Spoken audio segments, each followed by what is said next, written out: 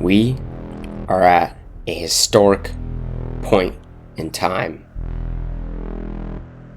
a turning point for the entire world. Japan has been on the sidelines for too long.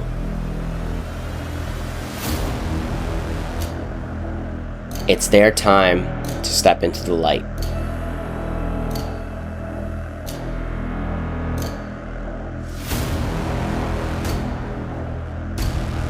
For decades, Japan has held the keys to a ticking time bomb that is waiting to go off, and it provides a systematic risk for everything.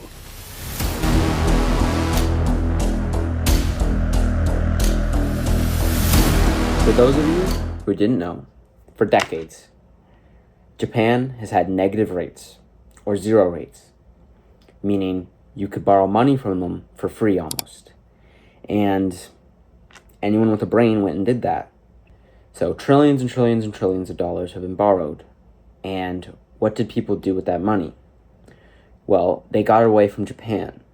If your Japanese bond is giving you zero yield, you're going to search for a higher yield in something like US bonds, the S&P 500, gold, Bitcoin, any of these assets. You would have allocated capital towards them if you took part in the carry trade.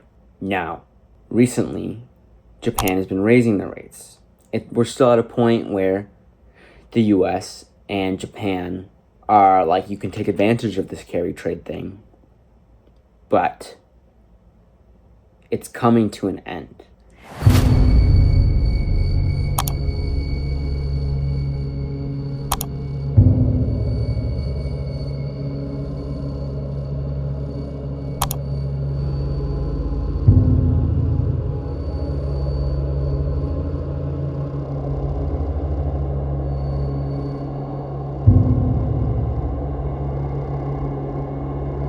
The petrodollar has ended, and there are consequences. The US is losing its throne. And this creates tensions as well as opportunities everywhere else. Right now, Japan needs to fix its economy. They need to raise rates.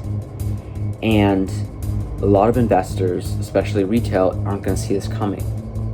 Because when they raise rates, it's going to be like a global margin call where a flight of capital is it's like taken out of markets. You're going to see drawdowns. It's a systemic risk for everything.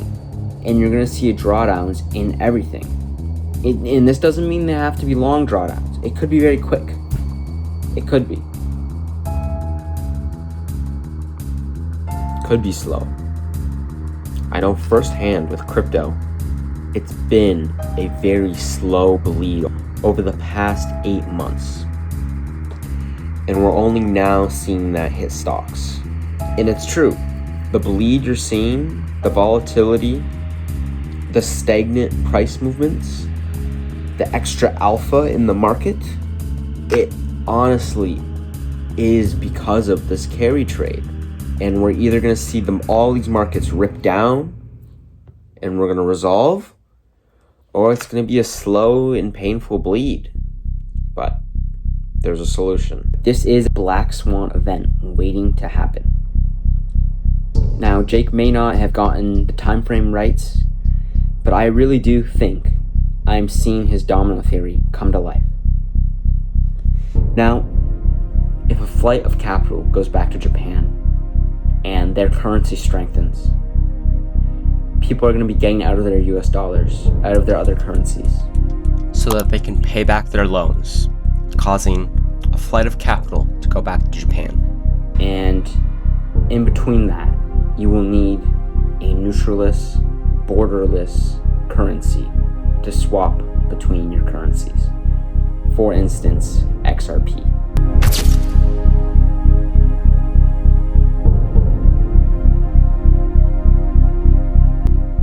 And that's just one use case. There's also, if there's a risk of drawdowns in all these markets. As I've said many times, the accounting behind the stock market does not, and cross-border payments, do not settle payments instantly.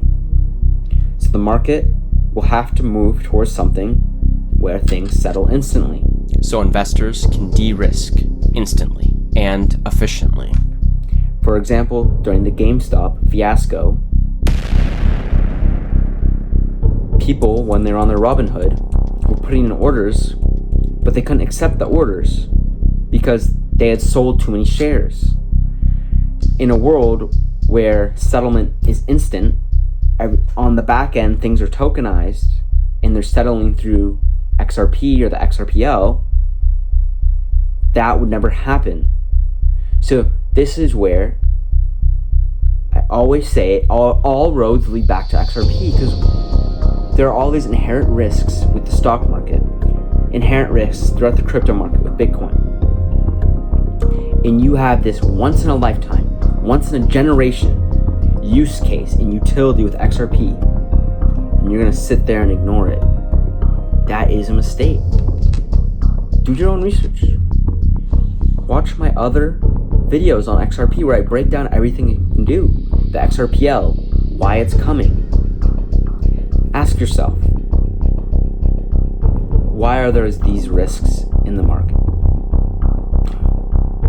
Why do we need something like XRP? Why does Bitcoin go up every 4 years? You need to ask yourself these important questions. Why is the stock market so correlated to the monetary supply? AKA the S&P 500, the chart. It's 1-to-1 with the amount of money circulating around the economy. And wages haven't kept up. Ask yourself these things. I'll play a short clip from one of my videos, and it explains all of it in 1 minute. Why? Spoiler alert, it's because a new monetary system is coming, and the current one is failing. Folks, what happens before a new monetary system? Systematic debt, loss of confidence, geopolitical instability, conflict, currency substitution, technological disruptions, failures of sound money. Okay? Do you see what's happening here? Does any of that sound fucking familiar? Okay? Look, open your eyes. Our monetary system is failing right before us. No one can afford anything.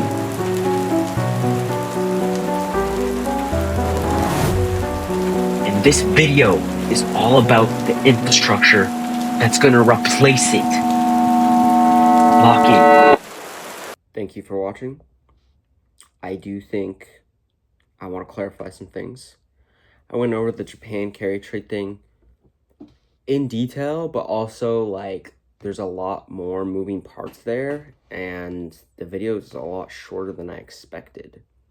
So please leave your questions and comments about whether or not you want more info on this topic. As well, I want to be clear. So this was supposed to be included in the S&P 500 video. The S&P 500, the drawdowns in all the markets. I'm not trying to scare you. I do think the S&P 500, obviously, long-term, is a good investment, as well as crypto and other tech stocks. The carry trade exists for a reason, and there's a solution. We'll see what happens next. Thank you for watching. Please show your support in any way possible, and let me know what you want to see next.